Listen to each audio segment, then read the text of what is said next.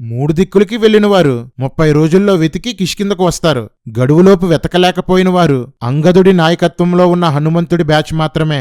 అంగదుడు, హనుమ వాళ్ళ సమూహం వింధ్యా పర్వతాల్లో వెతుకుతుండగానే సుగ్రీవుడు పెట్టిన గడువు అయిపోతుంది. వెనక్కి వెళ్తే సుగ్రీవుడు చంపేస్తాడు. మనం వెతకడం కొనసాగిద్దామని ఇంకా కష్టపడి వింధ్యా పర్వతాల్లో వెతుకుతారు. చెట్లు పూత పూయడం చూసి వసంతం వచ్చేసింది అంటే గడువు అయిపోయిందంటూ మాట్లాడుకుంటారు. ఒరేయ్ పిచ్చి కుక్కలో, గడువు ఎన్నిసార్లు అయిపోతారా?